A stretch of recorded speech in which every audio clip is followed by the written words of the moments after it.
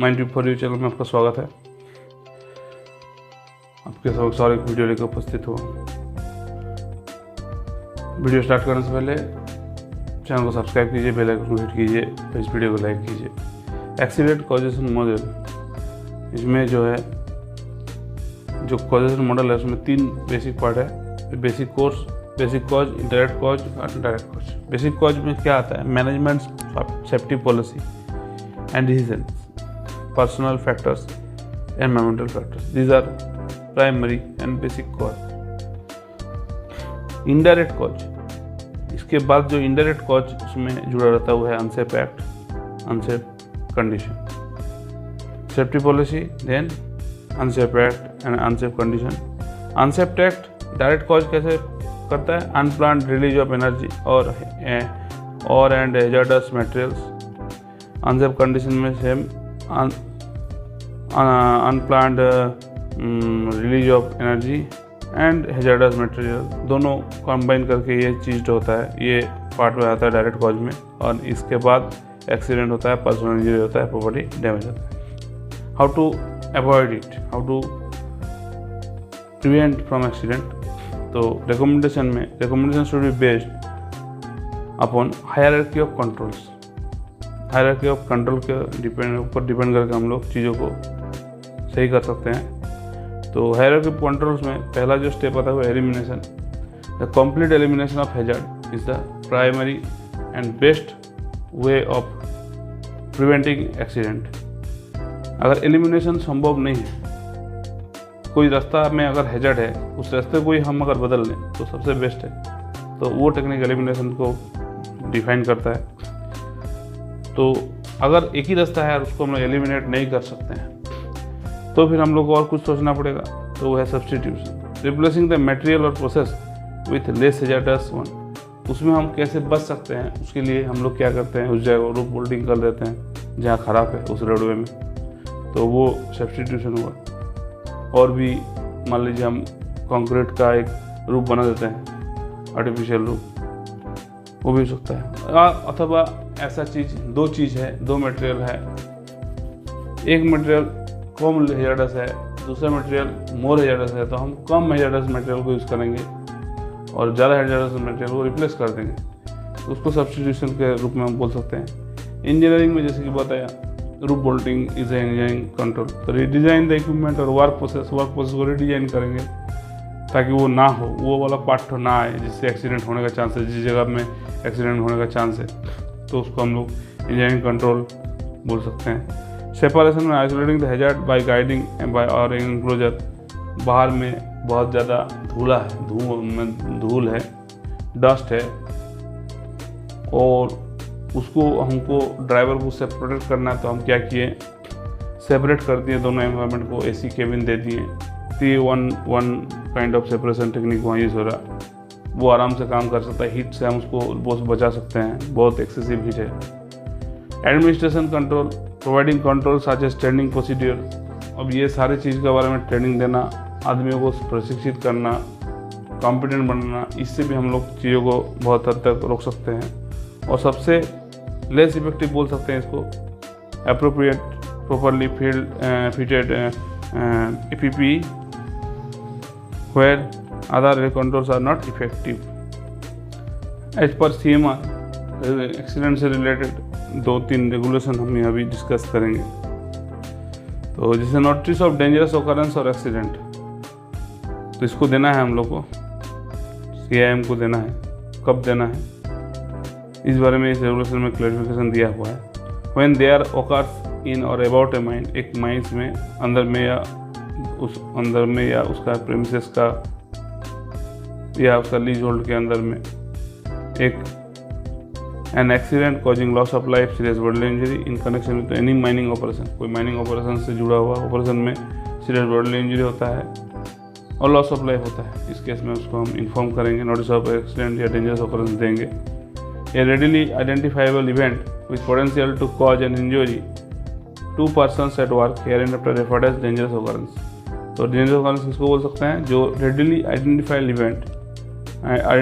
Event है, जिसको हम आइडेंटिफाई कर सकते हैं with potential to cause an injury to person at work, जिससे एक पर्सन को जो है इंजरी हो सकता है काम के दौरान। अब ये कौन किस किस को डेंजरस ऑकरेंस में हम डालेंगे? An explosion or ignition of gases, an spontaneous heating or outbreak of fire, fire हो गया या स्पॉन्टेनियस हीटिंग है, या अपीयरेंस ऑफ स्मोक, स्मोक भी अगर आ गया उसको भी डेंजरस ऑकरेंस डालेंगे। Other indication of heating or outbreak of fire, या और कोई लकड़ी उकड़ी में आग लगा दिया या कोई इंटेंशनली फायर कर दिया, इसको हम डेंजरस ऑकरेंस में डालेंगे। Fire in any part of working और एनी मशीनरी, किसी पार्ट में या मशीनरी में आग, उसको भी हम लोग डेंजरस ऑकरेंस के कैटेगरी में डालेंगे। Fall from height of any excavation, loading और transport machinery, transport machinery excavation machinery का हाइट से जो है फॉल हो गया। Bursting of equipment under pressure, कोई इक्विपमेंट अंडर प्रेशर बस्ट हो गया। एन इन्फ्लक्स ऑफ इन्फ्लेमेबल और noxious gases, an eruption or inrush of water or other liquid matter, an instantaneous failure of a pillar, part of a pillar or several pillars of coal, जिसको बम भी बोल सकते हैं, in working below ground, premature collapse of any part of working, any accident due to explosives, a breakage or fracture of rope, chain, headgear, pulley or axle or bearing thereof, or other gear by which persons or materials are lowered or raised, an overwinding or cage or other means of convenience while men or material are being lowered or raised, a breakage or fracture of an essential part of winding engine, crankshaft, coupling, bearing, gearing, clutch, drum or drum shaft, or failure of a emergency brake, a bursting of an equipment containing steam, compressed air or other substance at high pressure, a breakage, fracture or failure of an essential part of any machine or apparatus whereby the safety of persons may be endangered, a slide causing injury to any person, damage to any machinery, interruption of normal mining operations, failure of dam, side in open cast working, failure of any structure or installation whereby the safety of persons may be endangered। तो ये and spark generated due to electrical flash over causing burn injury और to any person, तो कोई भी accident जो mines में हो रहा है इसका ये टाइप्स दिया हुआ है, ये क्या क्या इसका दायरा हो सकता है, इसमें एक आपको बताया हुआ है रेगुलेशन में, रेगुलेशन नंबर 8 में। तो इसमें से कोई भी रहे उसको हम डेंजरस ऑकरेंस कहेंगे, और डेंजरस ऑकरेंस होने से फिर क्या करना है वो आगे के पार्ट्स में लिखा हुआ है। The owner agent manager sir forthwith inform RIM about the occurrence of by telephone, email, fax by special messenger shall be within 24 hours of every such occurrence। कोई भी occurrence हुआ 24 घंटा के अंदर में हमको इन्फॉर्म करना होता है, बाई टेलीफोन हो, फैक्स हो, ईमेल हो, to RIM, and shall also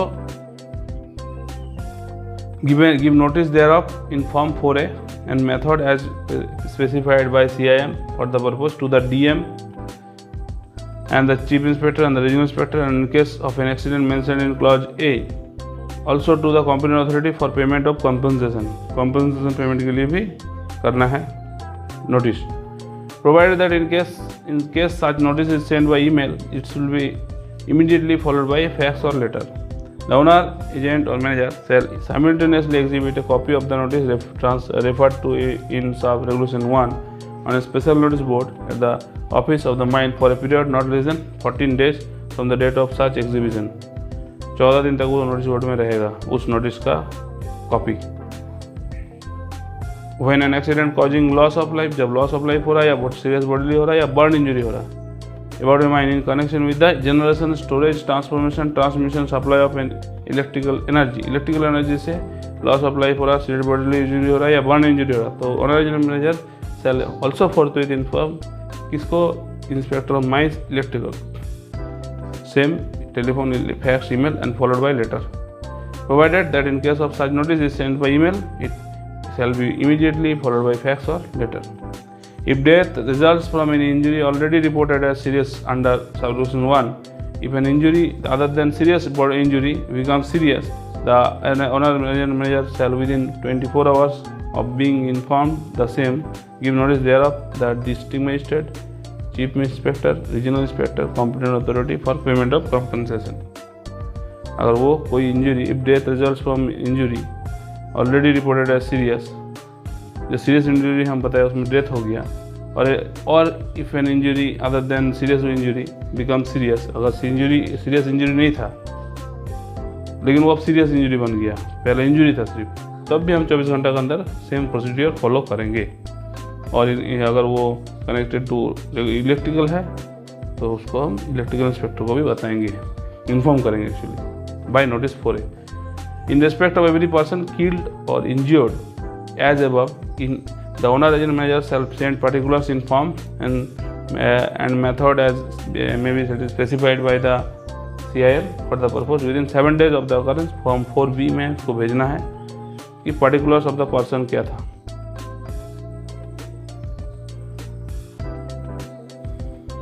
within 7 days and also within 15 days of the injured person returning to duty। अगर रिटर्न आता है ड्यूटी उसका 15 दिन के अंदर में फॉर्म 4C भेजना है। तो 4A 4B 4C से बहुत क्वेश्चन पूछा गया। Notice of disease form 5, where any person employed in mine contract any disease notified by central government. Central government का नोटिफाइड डिजीज में से किसी में उसको कॉन्ट्रैक्ट हुआ है, नोटिफाइड डिजीज में government notified by the central government official gazette section 25 of the act, and the owner agent manager shall within 3 days 3 दिन के अंदर में of his being informed of the disease give notice thereof in the form and method as may be specified by the chief inspector of the for the purpose to the chief inspector, regional inspector, inspector of mines, medical, district magistrate, competent authority for payment of compensation। इन लोगों को 3 दिन के अंदर notice देगा। Notified disease में क्या क्या है?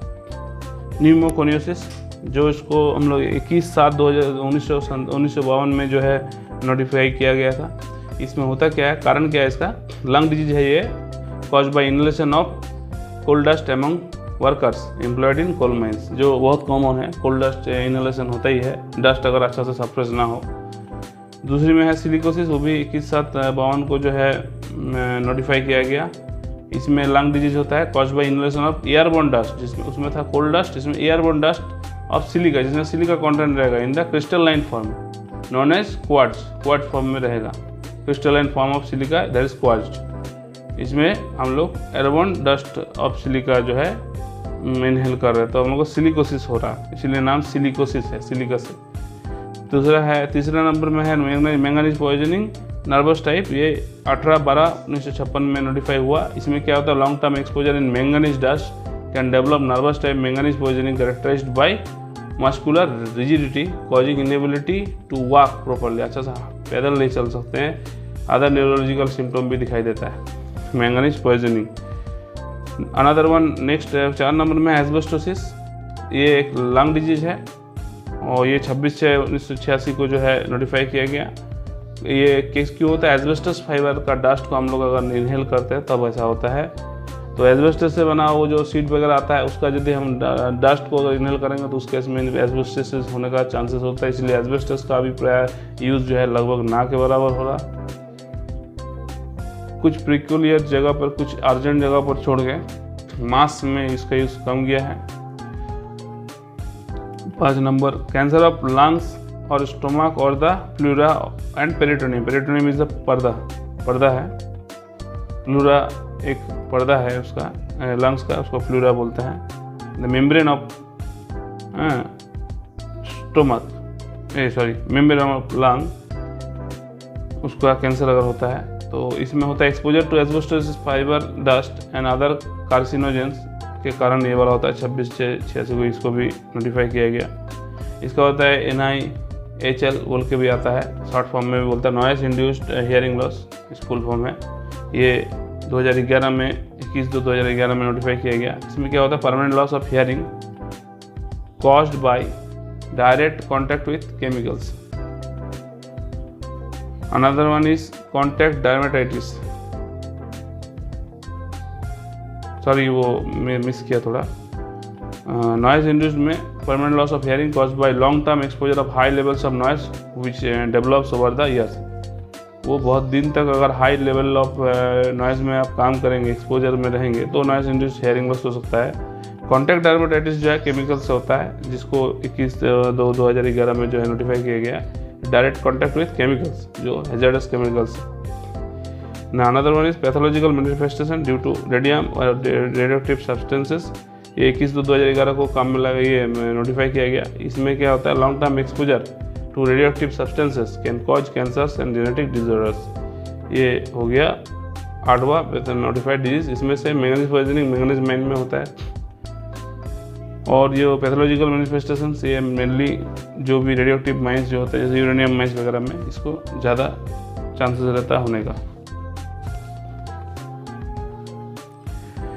इन दिस रिगार्ड एक और इम्पोर्टेंट चीज़ है, प्लेस ऑफ एक्सीडेंट जब भी होता है उसको नॉट टू बी डिस्टर्ब्ड, इसलिए कि उसका इन्वेस्टिगेशन करके रूट कॉज जानना है और आगे ना हो उसके लिए प्रिवेंटिव एक्शन लेना है। तो place of accident not to be disturbed, regulation number 251। Whenever an accident occurs in or about a mine causing loss of life, serious bodily injury to any person, the place of accident shall not be disturbed, altered before the arrival or without the consent of Chief Inspector or Inspector to whom notice of the accident is required to be given under Section 1 of Section 23 of the Act, unless such disturbance or alteration is necessary to prevent any further accident। अगर उससे disturb नहीं करने से मतलब उसको disturb नहीं करेंगे तो फिर ऐसा हो सकता है कि और एक्सीडेंट हो सकता है उस केस में, और to remove bodies of the deceased और to rescue the any person from danger, unless discontinuance of work at the place of accident would seriously impair the working of the mine, तो उसको हम लोग disturb नहीं करेंगे। इन सब case में कर सकते हैं जब फर्दर एक्सीडेंट हो जा सकता है उसका उसमें कर सकते हैं। To remove bodies of the disease, body को हटाने के लिए हमको करना ही पड़ेगा थोड़ा बहुत disturb.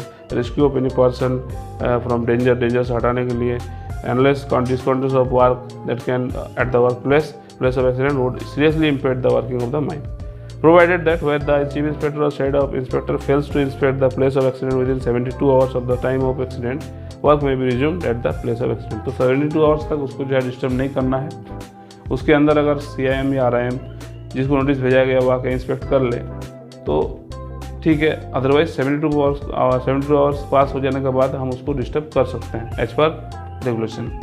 Before the place of accident involving a fatal or serious accident is disturbed or altered due to any reason whatever, अगर डिस्टर्ब कर रहे हैं तो ऐसे sketch of the site illustrating the accident and all relevant details shall be prepared in duplicate and such sketch shall be duly signed by the manager or assistant manager, safety officer, surveyor, workman inspector, and where there is no workman inspector by a work person present at the place of accident।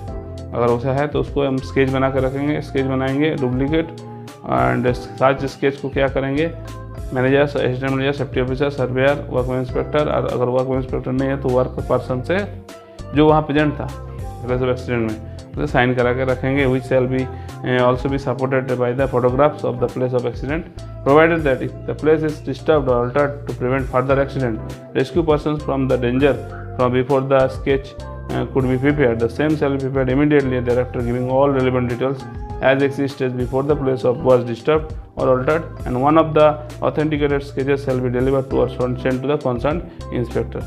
तो हम अगर disturb करते हैं तो उससे पहले हम sketch बना लेंगे और वो प्रोसीड्यूर फॉलो करके उसको भेज देंगे इंस्पेक्टर को।